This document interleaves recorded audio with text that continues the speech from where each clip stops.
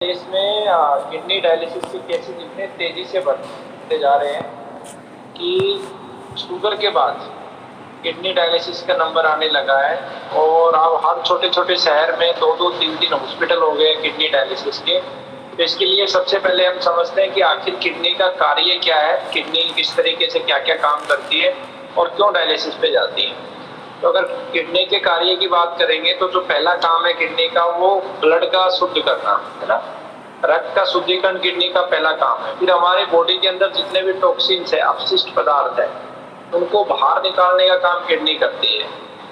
शरीर में जो जल का संतुलन है वो भी किडनी करती है। और जो हमारा प्रेशर है किडनी का, जो खून का जो प्रेशर है उसको मेंटेन करने का काम भी किडनी करती है। बहुत सारे बॉडी के जो हार्मोन्स है उनको संतुलित करने का काम भी किडनी करती है। किडनी हमारी बोन मैरो की मदद से जो हमारे रक्त कण है उनके उत्पादन में भी हेल्प करती है। ठीक है, तो हमारी जो बोन है उनको मजबूत करने के लिए भी किडनी का फंक्शन इम्पोर्टेंट है। जो पेशाब है उसको बनाने का कार्य भी किडनी उसमें कार्य करती है। उनको साफ करना हो गया। ठीक है, तो ये मुख्य मुख्य काम हमारी किडनी के होते हैं। इसके अलावा भी छोटे छोटे रूप में बहुत सारे काम होते हैं। पानी को फिल्टर करना, बहुत छोटी छोटी बहुत सारी प्रोसेस होती है, बट मेजर रूप में ये सारी चीजें इसमें इन्वॉल्व होती हैं। अब किडनी के खराब होने के कारण क्या है? सबसे ज्यादा कारण किडनी के खराब होने का है जो हमारा प्रोसेस्ड फूड है, चिप्स, कुरकुरे, पैकेट वाले आइटम जिनमें ओवर साल्ट किया जाता है, वो सबसे मेजर इस समय किडनी के खराब होने का कारण है। उसके बाद जो मीट है, और मीट के अंदर भी जो प्रोसेस्ड मीट है वो सबसे मेजर कारण है। उसके बाद नमक का जो ओवरडोज है, और विशेष रूप से जो ये आयोडीन वाला नमक है, ये नमक की अधिक मात्रा जो है वो किडनी को खराब करने में सहायक है। पानी का जो सेवन है वो कम मात्रा में करना, आवश्यकता से कम करना, और गलत तरीके से और गलत पानी का सेवन करना, ये भी किडनी खराब होने के लिए जिम्मेवार है।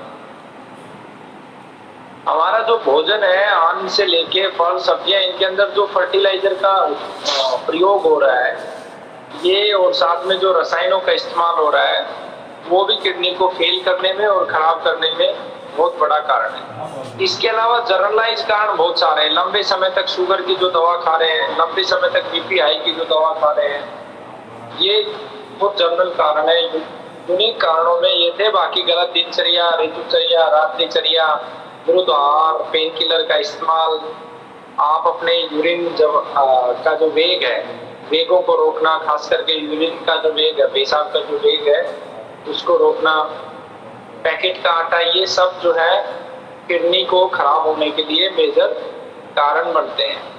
अब किडनी जो खराब होती है तो दो प्रकार से किडनी का एक तरीके से खराब होने पर रिजल्ट आता है। एक, तुरंत कोई आपने बहुत ज्यादा मात्रा में केमिकल लिया और उसका प्रभाव शरीर में दिखा और किडनी एकदम से फेल होगी। एक, धीरे धीरे आपने गलत चीजें खाई और धीरे धीरे किडनी खराब हुई। दो प्रकार से किडनी बेसिकली खराब होती है। अब जब किडनी खराब हो जाती है तो उसके लक्षण कैसे होते हैं? जो तुरंत प्रभाव से किडनी खराब हो गया, आपने विष पी लिया और एकदम से किडनी फेल होगी, तो वो तो इंस्टेंट आपको दिखाई देंगे। और जो धीरे धीरे किडनी खराब होती है उसमें सबसे पहले आता है उल्टी किडनी के पेशेंट के। फिर बार बार यूरिन पास करने का जो फीलिंग है वो उसमें आएगा। यूरिन के अंदर ब्लड का आना या पस यानी कि मवाद का आना, ये इसमें एक बड़ा कारण है। उसके बाद फीवर का आना, किडनी के बैक साइड में पीठ में दर्द होना, बाजू में दर्द होना, कमर में दर्द होना, बहुत ज्यादा ठंड लगना, कपकपी आना, ये भी किडनी के खराब होने के लक्षण है। मूत्र जो है, मूत्र के अंदर दुर्गंध जो आती है, तेजी से जो दुर्गंध आती है, वो किडनी के खराब होने का लक्षण है। मूत्र के अंदर झाग उठना, वो भी खराब किडनी का लक्षण है। शरीर में थकान, नींद ठीक से नहीं आना, भूख की कमी, मसल्स में जो है पेन महसूस होना, थका थका सा शरीर रहना, उल्टी आना, और पेशाब के अंदर बुलबुले उठना, खून कम हो जाना, ये सारे के सारे। इसके अलावा जो सबसे ज्यादा मेजर है वो जो, ये आपको इंस्टेंट जब किडनी फेल होगी तब ये लक्षण नहीं दिखेगा, लेकिन धीरे धीरे जब जिनकी किडनी खराब होती है उनके शरीर में सूजन रहना शुरू हो जाती है, पैरों में सूजन, चेहरे पे सूजन, ठीक है, अलग अलग जगह पे स्वेलिंग होगी, तो ये खराब किडनी का लक्षण है। इनके अलावा भी बहुत सारे लक्षण हो सकते हैं, वो पेशेंट टू पेशेंट डिपेंड करता है, लेकिन मेजर किडनी के फंक्शन यही होते हैं, डिस्टर्ब होने का जो लक्षण है वो यही होते हैं। अब किडनी को, ये तो हमने अपने एक तरीके से जीवन चिकित्सा पद्धति बोले या आयुर्वेद के माध्यम से लक्षणों से हमने पहचाना। अब हम आधुनिक विज्ञान में किडनी के लिए बहुत सारे टेस्ट हैं, लेकिन सबसे रिलायबल जो माना जाता है उसको बोलते हैं KFT। KFT मतलब के मतलब किडनी, F मतलब फंक्शन, T मतलब टेस्ट। तो किडनी फंक्शन जो टेस्ट है ये सबसे ज्यादा इम्पोर्टेंट है, ये आप टेस्ट कराएंगे तो आपको किडनी में कितना डिस्टर्बेंस इससे पता चल जाएगा। जैसे ब्लड यूरिया, नाइट्रोजन आ गया उसके अंदर, यूरिया आ गया, क्रेटिनाइन आ गया, कैल्शियम आ गया, फास्फोरस आ गया, यूरिक एसिड, सोडियम, पोटासियम, ये सारी की सारी चीजें क्लोराइड KFT के अंदर होंगी। पता कैसे चलेगा डिस्टर्बेंस है? उसकी रेंज से अप एंड डाउन है तो मतलब डिस्टर्बेंस है, हाईलाइट करके आपको मिलेगा। और इसके अलावा बहुत सारे टेस्ट हैं बट हम उस पर नहीं जाएंगे, KFT अपने आप में सफिशिएंट है। अब जिस व्यक्ति की किडनी खराब हो गई, जब उसके ट्रीटमेंट की बात आती है तो हम ट्रीटमेंट के रूप में क्या दे सकते हैं? अब सबसे पहले तो ये समझना है कि अगर किडनी तुरंत प्रभाव से खराब हुई है, पॉइजन लिया है, तो उसके पॉइजन के ट्रीटमेंट के बाद किडनी को रिपेयर का ट्रीटमेंट देंगे, वो बहुत जल्दी रिकवर हो जाएगा। और जिसके धीमे धीमे किडनी खराब हुई है उसमें लगना है टाइम। तो उसके टाइम के लिए हमारे पास क्या क्या ऑप्शन है? तो सबसे पहले किडनी के पेशेंट को, क्योंकि किडनी का फंक्शन डिस्टर्ब हो जाता है, तो उसके यूरिन की आउटपुट प्रॉपर हो, किडनी के ऊपर प्रेशर ना हो, तो एक हम देते हैं किडनी जल, ठीक है। तो जो किडनी जल का निर्माण है, वैसे तो ये पेशेंट स्पेसिफिक है, ठीक है, ये पर्सन स्पेसिफिक है, पेशेंट के लक्षण के अनुसार इस जल का हम निर्माण करते हैं। बट जनरली हम इसमें क्या करते हैं, तो 1 लीटर हम पानी ले लेते हैं, उसमें 10 ग्राम जो है धनिया डाल लेते हैं, 10 ग्राम छोटा गोखरू, 10 ग्राम मक्का के बाल, और इसको मिट्टी के कैंडो से मिट्टी के बर्तन में या लोहे के बर्तन में चूल्हे पे पका लेते हैं। और जब ये 1/4 रह जाता है तो इसको छान के रोगी को सिप सिप करके सेवन कराते हैं, ठीक है। तो ये इसको हम किडनी जल बोलते हैं। अब इसको हम पेशेंट स्पेसिफिक कैसे बनाते हैं? जैसे मान लो किसी पेशेंट को शरीर में बहुत ज्यादा गर्मी है और उसका यूरिन का आउटपुट बहुत कम है, तो हम इसके अंदर हरी दूब और इंसर्ट कर सकते हैं, क्योंकि शरीर की गर्मी का शमन करेगी और दूब घास पेशाब का आउटपुट बढ़ा देगी। हम इसके अंदर जो धनिया है उसकी मात्रा बढ़ा सकते हैं, शीतल है और यूरिन का आउटपुट बढ़ाएगा, ठीक है। इस तरीके से मान लो किसी को किडनी के साथ साथ लीवर में भी प्रॉब्लम है कुछ, तो हम इसमें पुनर्नवा शामिल कर सकते हैं। तो इस प्रकार से इस जल को लॉजिकली हमें बनाना है, पेशेंट स्पेसिफिक। मैंने यूनिवर्सल आपको बता दिया, हमें 2-3 चीजें फोकस करनी है, किडनी का फंक्शन इंप्रूव करना है, यूरिन का आउटपुट बढ़ाना है, शरीर की गर्मी को बैलेंस करना। उस हिसाब से हम औषधियों का सिलेक्शन इसके अंदर करके और आगे बढ़ते हैं। अब इसके बाद ये सबसे ज्यादा महत्वपूर्ण दवाओं के साथ इसी को हम प्रयोग करते हैं। फिर दूसरे लेवल पे हम क्या करेंगे, जो चीजें किडनी को के लिए हानिकारक है उनका प्रयोग रोक देंगे। जिन चीजों से किडनी फेल हो रही है वो सारी रोक देंगे। बाहर का खाना है, पैकेज का खाना है, साल्टी नमक है, वो सब हमने रोक दिया, मांसाहार छुड़वा दिया, ठीक है। और इसके अलावा दालों का प्रयोग हमने रोक दिया, और उसके अलावा जो बेकरी के प्रोडक्ट हमने रोक दिए, नमक से बने हुए प्रोडक्ट हमने रोक दिए, शराब, नशीले पदार्थ, कोल्ड ड्रिंक्स, ये सब हमने रोक दिया। कम प्रोटीन वाला भोजन हम उसे देंगे, ठीक है।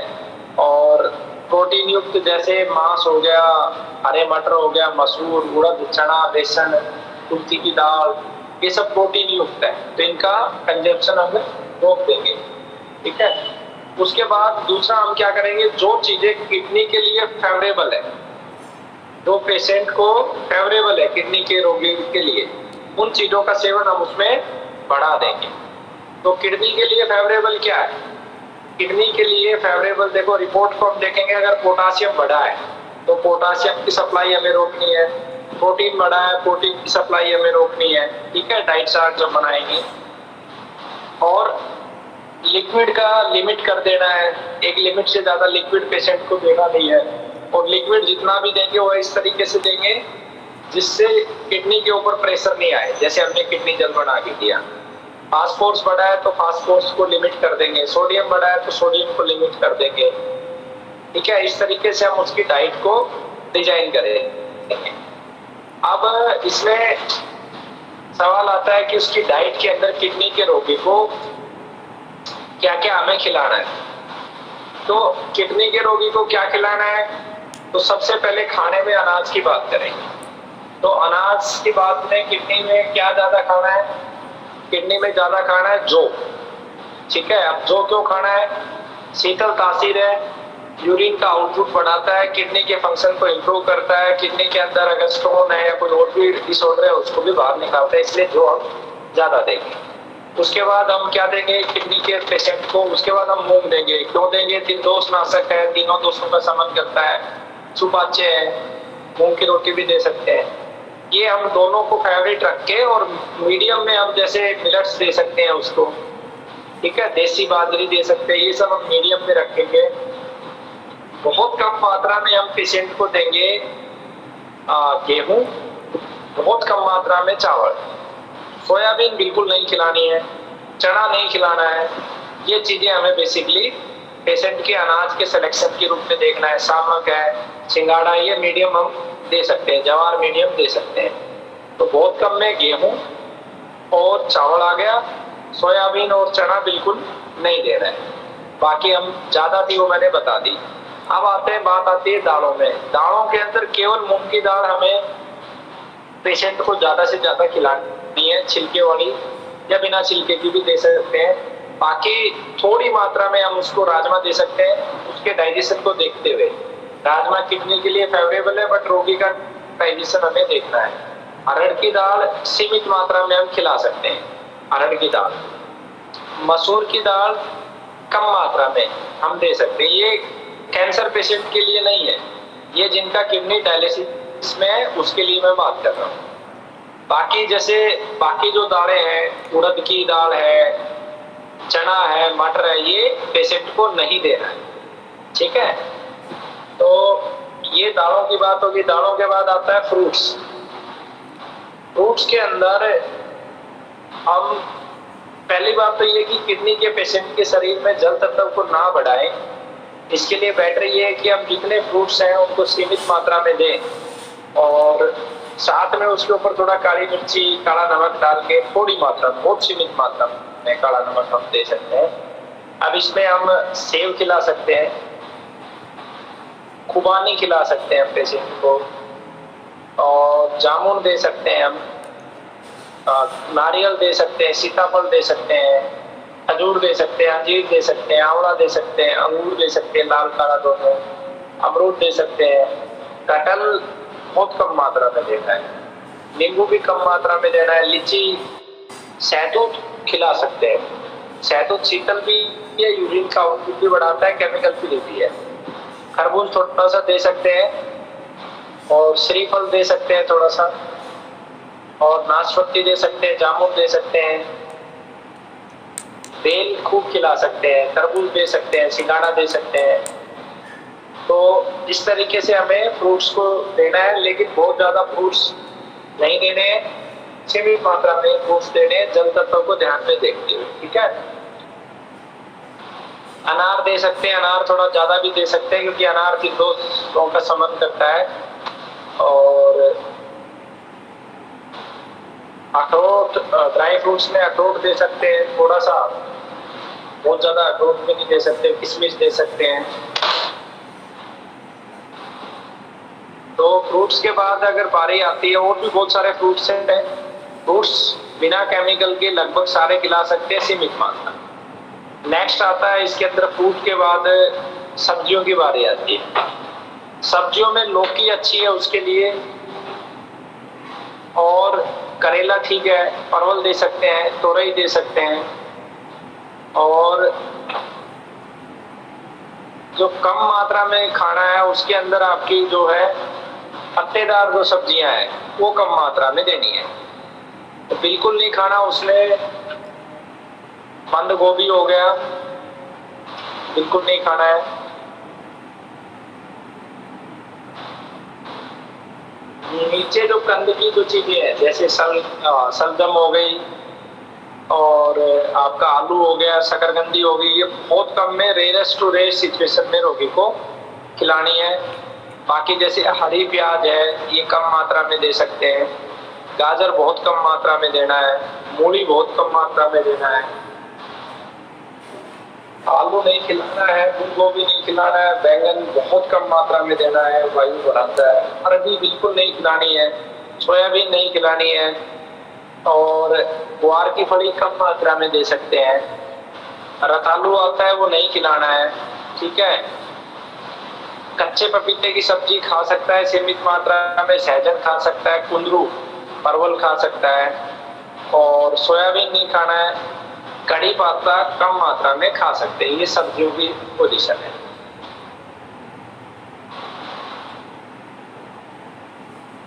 अब सब्जियों के बाद जिक्र होता है कि किडनी के पेशेंट को कौन कौन सी औषधियों का हम सेवन करा सकते हैं, ठीक है।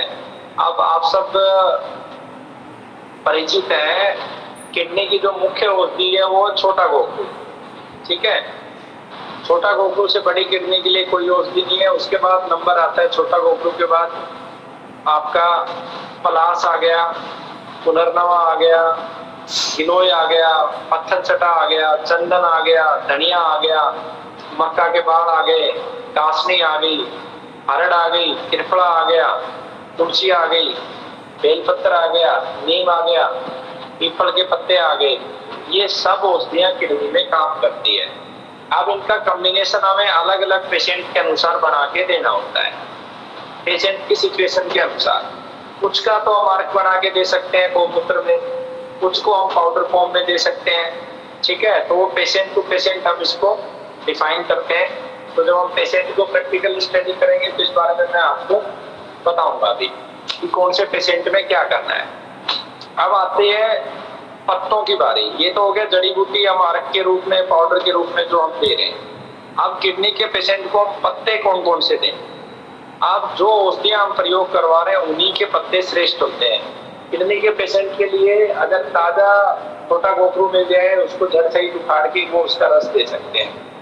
हम गिलोय के पत्ते दे सकते हैं, पत्थर चटा के पत्ते दे सकते हैं, पलास के दे सकते हैं, चंदन के दे सकते हैं। सिंह परनी की जड़ भी बहुत अच्छा काम करती है, उसके ताजा पत्ते भी दे सकते हैं। खजूर के पत्ते अच्छे काम करते हैं किडनी में। कासनी के पत्तों का सवरस दे सकते हैं। तो भूमि आंवला भी इसमें दे सकते हैं। इन सब पत्तों का सवरस दे सकते हैं। कितना दे सकते हैं? सारे पत्तों की मात्रा लगभग व्यक्ति का जैसे वजन है 50 किलो, तो हम 50 ग्राम तक पत्ते हम दे सकते हैं। 60 किलो को 60 ग्राम तक ये पत्ते दे सकते हैं। रोजाना इसका रस बना के दे सकते हैं, ठीक है। उसके बाद पत्तों के बाद आता है किडनी पेशेंट को रेडीमेड दवा क्या दे सकते हैं, ठीक है। वैसे हम जीवन चिकित्सा पत्ती की सारी औषधियां अपनी बनाते हैं। आयुर्वेद की कोई दवा हम इस्तेमाल करते नहीं है। उसमें अलग अलग तरीके से पॉजिटिव एनर्जी और सारी चीजें हम उसमें कंसेप्ट के साथ लेते हैं। फिर भी नॉलेज के पॉइंट ऑफ व्यू से वो थ्रू आदि गूगल करके एक औषधि आती है वो दे सकते हैं, ठीक है। चंद्र प्रभावटी दे सकते हैं आप उसमें। और एक औषधि जो होती है वो बहुत काम करती है इसके अंदर। अगर व्यक्ति को हाथ में पानी भी बन रहा है तो जलोदर आदि रस होता है, उसकी एक एक गोली आप दे सकते हैं पेट में। नहीं बन रहा तो हो सकता नहीं है। अन्यथा आप इसमें चंद्र प्रभावटी, रोक्षु आदि गूगल, पुनर्नवा आदि मंडूर और वर्क 2 सरवटी आती है।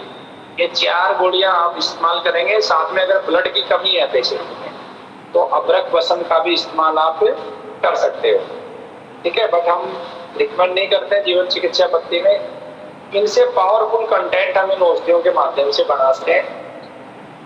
अब इन औषधियों के अलावा हम जो और चीजें ऐसी क्या कर सकते हैं जिससे किडनी का पेशेंट जल्दी से हील हो जाए, तो उसके लिए और हम कर सकते हैं। इसके अंदर हमारी जो किडनी है उसको सूक्ष्म एनर्जी दे सकते हैं। ठीक है।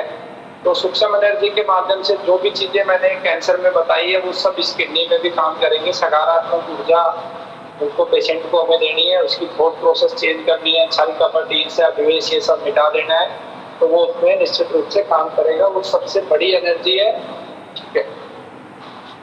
उसके बाद हम इसमें एक चीज और कर सकते हैं, इनमें पीपल के पत्तों का और नीम के पत्तों का रस, ये 2-2 चम्मच यानी 4 चम्मच सुबह दे दिया पीपल और नीम के पत्तों का रस, 4 चम्मच हमने शाम को दे दिया। पेशेंट की स्थिति ज्यादा खराब है तो इसमें 2 चम्मच बेल के पत्तों का रस और शामिल कर, बेल पत्तों के, ठीक है। तो ये हमारा लाइन ऑफ ट्रीटमेंट पूरा किडनी जिनकी डायलिसिस है उनके लिए हम करते हैं। एक इसमें जो छूट गया है वो है किडनी का लेप। किडनी के लेप को हम 2 प्रकार से बना सकते हैं। एक हरे पत्तों से लेप तैयार कर सकते हैं, जहां पर हमारी किडनी है तो किडनी का जो स्थान है उसके सामने लेप करेंगे। किडनी से संबंधित जो औषधियां हैं जैसे बेलपत्र हो गया, पीपल हो गया, नीम हो गया, छोटा गोखरू, मक्का के बाल, चंदन हो गया और आपका कासनी हो गई, आपकी सरपुंखा हो गया, आपका पुनर्नवा हो गया आपका, ठीक है, पलाश के फूल हो गए आपके, इन सब का पेस्ट बना के जहाँ पे हमारी बॉडी के अंदर किडनी है वहां पर लेप कर सकते हैं दिन में 2 से 3 बार। अगर पत्ते उपलब्ध नहीं है तो छोटा गोखरू, पुनर्नवा, कासनी, मकोए, मक्का के बाल और पलाश की छाल, इनको मुख्य रूप से पाउडर बना के गोमूत्र में लेके इनका लेप कर सकते हैं। लेकिन अगर हमारे पास हरे पत्ते हैं तो हमें गोमूत्र में उनका लेप नहीं करना है, क्योंकि हरे पत्तों में सबसे ज्यादा पावर होती है। उनको हम सीधा लेप करेंगे दिन में 2 से 3 बार, ठीक है। तो इस तरीके से हम किडनी पेशेंट को हील करेंगे। अब इसमें एक सवाल आता है सबसे ज्यादा जो महत्वपूर्ण है कि जिसका डायलिसिस चल रहा है तो क्या हमें इमीडिएट डायलिसिस छुड़वा देना है? नहीं, हमें इमीडिएट डायलिसिस उसका नहीं छुड़वा। उसको बोलना है कि भैया आपके सप्ताह में 2 डायलिसिस चल रहे हैं तो आप ये दवा खाओ। जब ये दवा आप 7 दिन खा लो तो अगले डायलिसिस में 1 दिन बढ़ा दो। जैसे जो 4 दिन में करवा रहा हो 5 दिन में करवाए, फिर 15 दिन खा ले तो 1 दिन और बढ़ा दे, 5 दिन की जगह 6 दिन पे आ जाए, फिर 15 दिन और खा ले तो 6 दिन की जगह 7 दिन पे आ जाए। इस तरीके से हर 15 दिन में 1 दिन का जो है गैप बढ़ाते जाना है और पेशेंट को खुद से भी ये देखना है कि उसकी बॉडी में पानी का लेवल क्या है।